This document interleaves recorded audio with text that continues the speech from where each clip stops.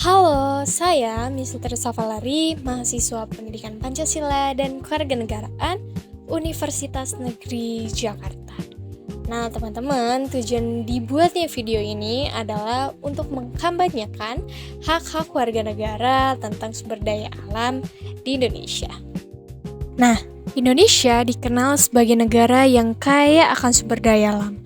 Kita memiliki tanah yang subur, hutan yang luas, laut yang kaya, serta berbagai sumber energi dan mineral yang melimpah.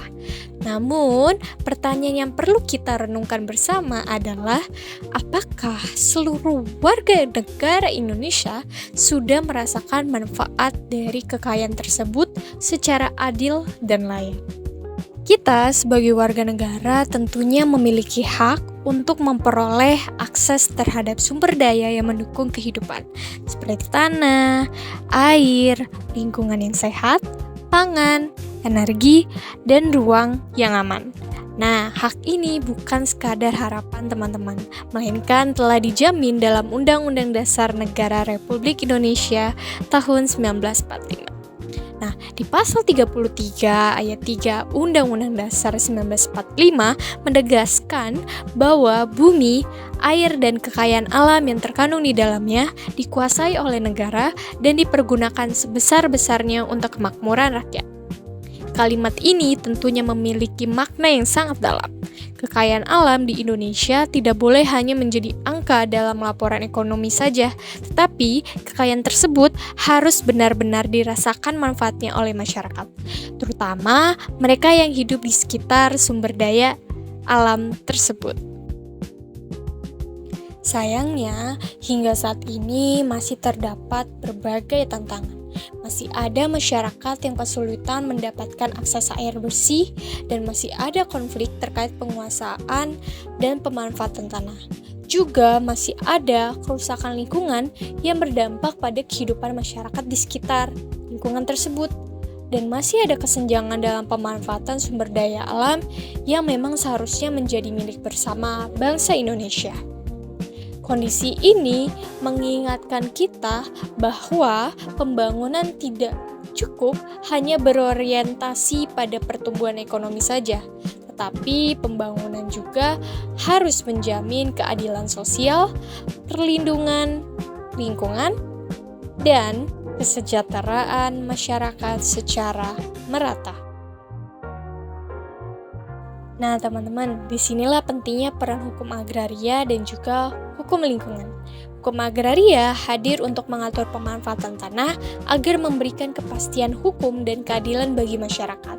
Sementara itu, untuk hukum lingkungan bertujuan menjaga keberlanjutan sumber daya alam agar dapat dinikmati tidak hanya oleh generasi saat ini, tetapi juga oleh generasi yang akan datang. Kita tidak boleh memandang tanah itu hanya sebagai komoditas ekonomi saja, tetapi kita harus menganggap tanah adalah sebuah ruang yang hidup, di mana tempat masyarakat membangun rumah, bercocok tanam, dan mencari nafkah serta membangun masa depan. Begitu pula dengan lingkungan. Lingkungan juga bukan sekadar latar belakang kehidupan manusia. Lingkungan adalah fondasi utama keberlangsungan hidup kita.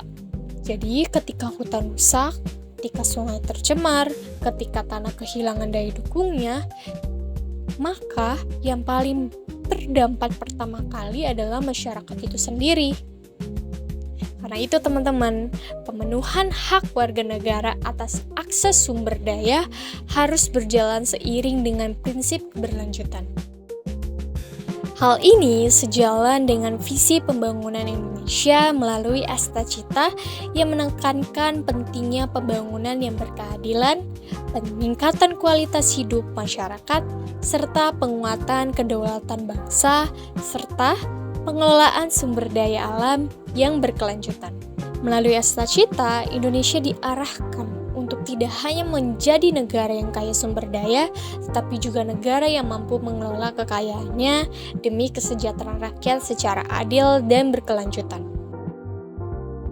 Selain itu, tujuan ini juga sejalan dengan Sustainable Development Goals atau SDGs yang Terkhususnya di tujuan yang pertama itu ada tanpa kemiskinan, tujuan kedua itu ada tanpa kelaparan, tujuan keenam itu ada air bersih dan sanitasi layak, tujuan ke-11 itu ada kota dan pemukiman yang berkelanjutan, tujuan yang ke-13 itu ada penanganan perubahan iklim, tujuan yang ke-15 itu ada mencegah ekosistem daratan, dan tujuan ke-16 itu kelembagaan yang adil dan kuat.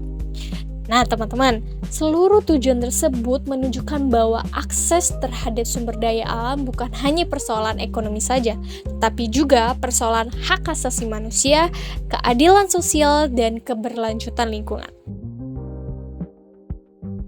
Nah, teman-teman, kita sebagai generasi muda tidak boleh ya bersikap acuh. Kita perlu memahami hak-hak kita sebagai warga negara, sekaligus menjalankan kewajiban untuk menjaga sumber daya yang dimiliki bangsa kita ini. Nah, untuk dapat memulainya, kita dapat memulai dari hal-hal sederhana saja, seperti menggunakan sumber daya secara bijak, menjaga kebersihan lingkungan, mengawasi kebijakan publik secara kritis, serta berpartisipasi dalam upaya pelestarian alam. Karena rasa memiliki terhadap Indonesia tidak cukup ditunjukkan melalui kata-kata saja. Rasa memiliki harus diwujudkan melalui tindakan nyata untuk menjaga lingkungan, tanah, air, hutan, dan lingkungan yang menjadi bagian dari identitas bangsa. Indonesia bukan hanya warisan dari generasi sebelumnya. Indonesia adalah titipan yang harus kita jaga untuk generasi berikutnya. Mari bersama memastikan bahwa setiap warga negara memperoleh akses yang adil terhadap sumber daya alam, menikmati lingkungan yang sehat, dan merasakan kesejahteraan yang menjadi tujuan berdirinya negara ini. Karena ketika sumber daya dikelola dengan adil dan berkelanjutan, bukan hanya alam yang terlindungi, tetapi juga masa depan Indonesia. Sumber daya untuk rakyat, lingkungan untuk masa depan, Indonesia untuk kita semua. Terima kasih.